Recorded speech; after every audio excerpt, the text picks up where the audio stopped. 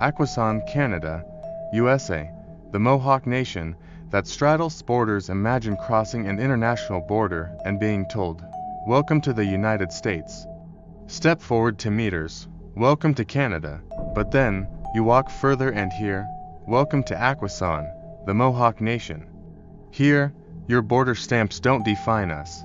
Welcome to Akwesasne, a sovereign Mohawk territory that straddles 2 countries, 2 provinces, and 1 U.S. state, yet belongs fully to neither. It's a land where customs agents are neighbors, passports are political tools, and identity ain't written on your ID card. It's carried in your heart. Today, we're traveling to the border-straddling nation of Akwesasne to uncover its ancient and modern history, how its unique political recognition status challenges Canada and the USA, daily life in a nation split by borders, but united in spirit, its economy, governance, and struggles, and what the future holds for a people refusing to let colonial lines divide their homeland. Stick with me, because by the end of this journey, you'll see borders not as lines on maps, but as barriers to deeper truths about sovereignty, identity, and resilience, history and formation. To understand Akwesasne, you need to understand the Haudenosaunee Confederacy, known as the Iroquois Confederacy, one of North America's oldest democracies, formed before Europeans even dreamed of the New World. The Mohawk people are the easternmost nation of this confederacy, known as the Keepers of the Eastern Door. Their territory traditionally extended from the St. Lawrence River down through New York State, long before borders sliced through their lands like careless knife cuts. Then came colonization. In 1783, the Treaty of Paris ended the American Revolution. Britain ceded lands south of the Great Lakes to the new United States, without consulting the indigenous nations who lived there for millennia. Suddenly, Akwesasne found itself split, half in what became Canada, half in New York State. But the Mohawk didn't move. Borders moved under them. Through the Jay Treaty of 1794, Mohawk people were guaranteed free travel across the new U.S.-Canada border. It recognized that their homeland predated these divisions. But as centuries passed, enforcement of this treaty became inconsistent, leading to jurisdictional chaos. Fast forward to today. Akwesasne spans Ontario, Quebec, and New York State. It has its own council, police, and customs systems, operating as an indigenous nation within, between, and beyond 2 countries. But what does the world think of this border-straddling nation? Does Canada or the USA officially recognize Mohawk sovereignty? Political recognition status. Here's where geopolitics gets messy. Canada and the United States both claim jurisdiction over their respective sides of Akwesasne, yet neither has fully recognized the Mohawk Nation as sovereign. Instead, they administer services through the Canadian federal government via Indigenous and Northern Affairs, the U.S. federal government via the Bureau of Indian Affairs, but the Mohawk Nation Council of Chiefs, representing the traditional Longhouse governance, insists that Akwesasne is a sovereign nation under the Great Law of Peace, predating all colonial treaties. This has led to complex, often tense relations. Border checkpoints run directly through Mohawk territory. Residents crossing from one part of Akwesasne to another can be forced to report to customs, despite never leaving their homeland. Disputes over land rights, taxation, and law enforcement jurisdiction remain ongoing. Both federal governments recognize band councils under their Indian Acts, but traditional governance asserts deeper nation-to-nation status. International bodies, like the United Nations, acknowledge indigenous self-determination rights, but neither Canada nor the USA grants Akwesasne full political independence. But politics is only part of the story. What does daily life actually look like for the 12,000 Mohawk residents of Akwesasne? Daily life and travel visuals. Driving into Akwesasne feels like entering a world between worlds. You see bilingual signs in English and Mohawk homes decorated with Iroquois beadwork symbols and lacrosse sticks. Smoke shops selling tax-free tobacco, a major part of the local economy.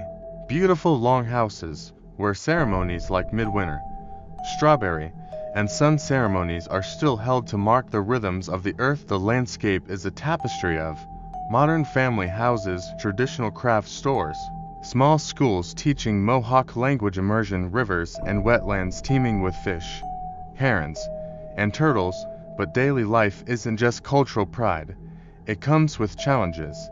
Border crossings are a constant frustration. Mohawk residents must carry passports or border ID to travel between parts of their own community. During the COVID-19 pandemic, border restrictions split families and disrupted essential supplies. Policing jurisdiction is complex, with Canadian CMP, U.S. Border Patrol, and Mohawk police operating in overlapping territories. Economic hardships persist, with limited employment opportunities beyond tobacco sales, artisan crafts, small businesses, and cross-border trade. Yet despite these obstacles, the spirit of oneness remains strong. Community gardens, lacrosse tournaments, and ceremonies keep Mohawk identity rooted in tradition while navigating modern realities. But how does Akwesasne's economy actually function, given its unique position on 2 borders and 3 jurisdictions? Economy, currency, and governance. Economically, Akwesasne thrives on its strategic location and sovereignty assertions. Tobacco sales. Selling tax-free cigarettes has been a major industry, with factories producing Mohawk brand tobacco. This has sparked controversy with federal tax authorities, but is defended as an exercise of sovereign economic rights. Artisan crafts, beadwork, basketry, and quillwork are sold locally and globally, preserving traditional arts while generating income. Cross-border trade. The J Treaty guarantees Indigenous trade rights across the border, though enforcement varies. Gaming and casinos. Some Mohawk communities operate casinos under their sovereign jurisdiction, bringing jobs and revenue. But what about currency? Residents use Canadian and US dollars interchangeably. No official Mohawk currency exists, though community members have proposed currency or trade systems rooted in cultural exchange rather than fiat money. Governance is equally complex. The Mohawk Nation Council of Chiefs MNCC represents the traditional hereditary leadership under the Great Law of Peace. The St. Regis Mohawk Tribal Council is recognized by the U.S. The Mohawk Council of Akwesasne is recognized by Canada. This dual system, traditional versus federally imposed councils, sometimes leads to internal political tensions over land use, governance rights, and negotiations with federal authorities. But with so many jurisdictions pulling in different directions, what does the future hold for Akwesasne? Will it ever achieve full recognition as a sovereign nation? Future prospects or risks. The future of Akwesasne stands at a crossroads. Cultural revival, Mohawk language immersion schools, longhouse ceremonies, and traditional farming projects are strengthening identity for the next generation. Political autonomy. Leaders continue to push for nation-to-nation relations, demanding Canada and the U.S. uphold their treaties and recognize Mohawk sovereignty. Economic diversification. Beyond tobacco, initiatives in renewable energy, sustainable agriculture, and cultural tourism are emerging. However, risks remain. Jurisdictional fragmentation, competing governance structures can weaken unified negotiations. Environmental threats. Pollution of the St. Lawrence River from upstream industry impacts health and traditional fishing practices. Border restrictions. Increasing security measures threaten free movement, cultural exchange, and economic stability, yet Akwesasne's resilience is profound. For over 300 years, borders have shifted, governments have changed, and policies have come and gone, but the Mohawk people remain rooted in their land, language, and laws. As one elder said, they drew their lines on paper, but we walk our land. The land knows who we are. But beyond geopolitics and economics, Akwesasne teaches us a universal lesson. Sovereignty begins in the spirit, before it is ever recognized on paper. Akwesasne isn't just a territory split by borders, it is a nation united by its people. If you've learned something new about the Mohawk Nation of Akwesasne and their powerful story of resilience, hit that like button, to support more documentaries uncovering hidden nations and unrecognized sovereignties. Which micronation or unrecognized country should we cover next?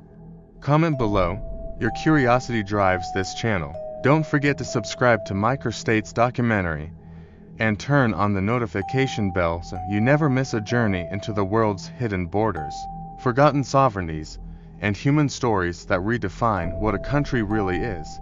Thanks for watching, fellow travelers and seekers of truth. Until next time, keep exploring the edges of our world